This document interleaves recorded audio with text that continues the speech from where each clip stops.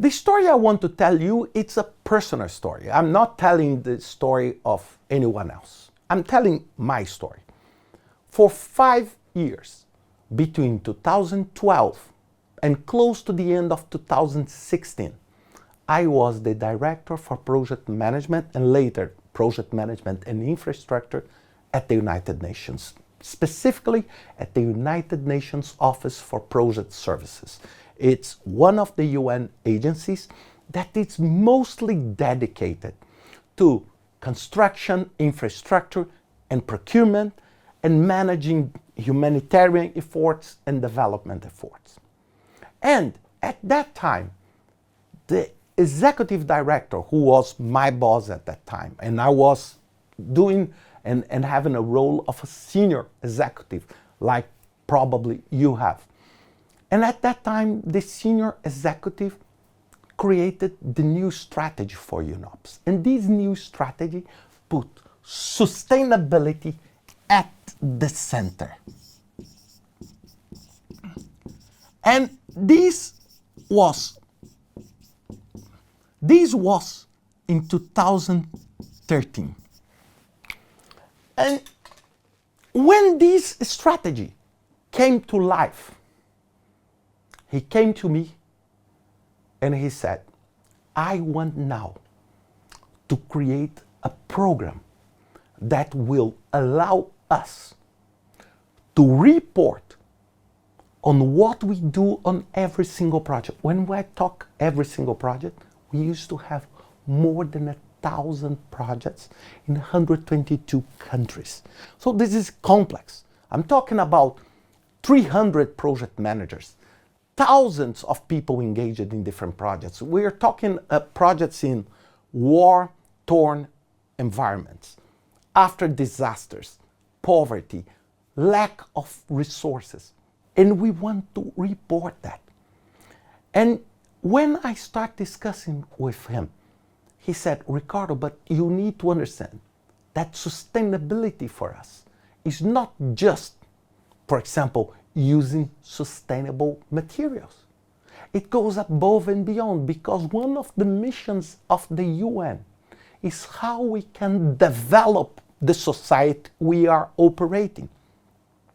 So by doing that, in 2013 to 2014, we started developing a sustainability program.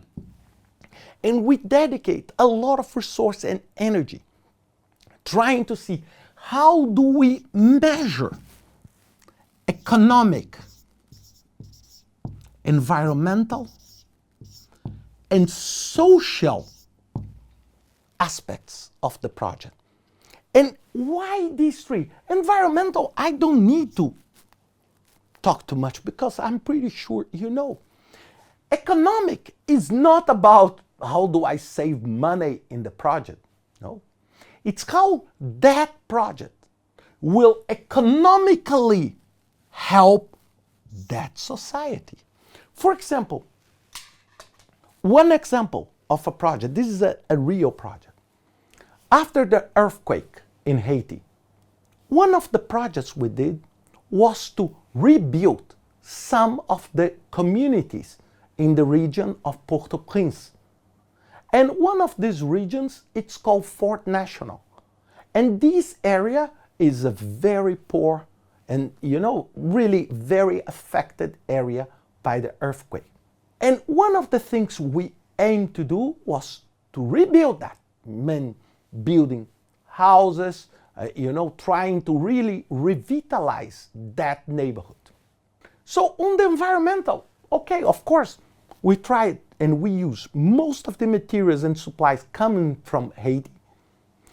We tried to use everything to dislocate things to a minimum possible. I'm not saying we bought everything in Haiti, but we worked very hard to do that. We built the houses with resilience so they can be sustainable. We respect the cultural aspects. But what we did differently, maybe it would be easier for us at that time if we had decided to say, okay, let's do an international tender and let's try to identify a company that could build a lot of houses. However, this was not an easy task, and this was not our aim.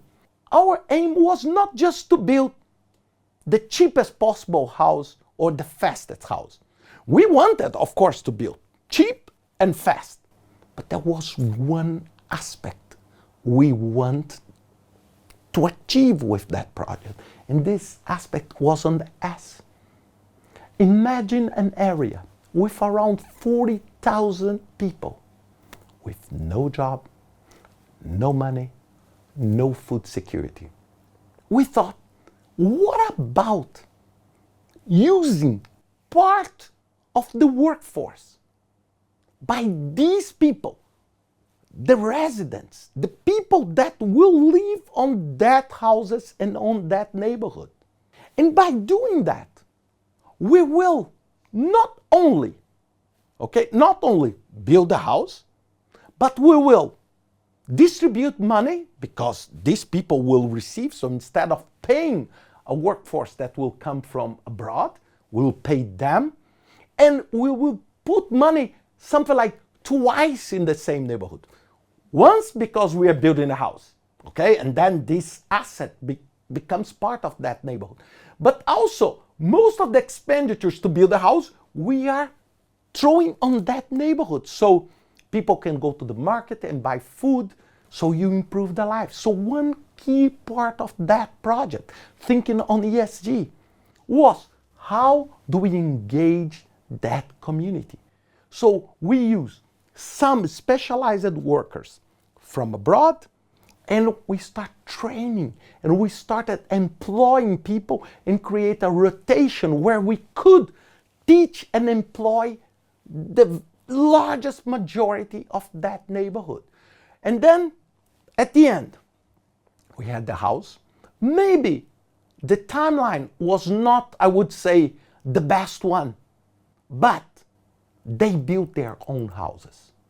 It means they will care a lot because it's their house. Second, many of them learned a new skill. Third one, we put the money, for example, the donor money, in that neighborhood. So it's a double win. And this is the social aspect and the economic aspect. So we said, we don't want to build a bridge just by building a bridge. And then we started working very hard to try to identify how we can identify nice outcomes in terms of sustainability. For example, if we build a school, what would be a fantastic indicator? It's how many students are using that school after 1 month of the opening, after 5 months, or the maternity clinic. Some of them you can see quicker. Some of them it will take a while, but you need to monitor and evaluate that. And these are key aspects of sustainability. And this is the heart of the corporate world, what they call ESG. Remember, some of the large projects, they are larger than a company, and you must report on that.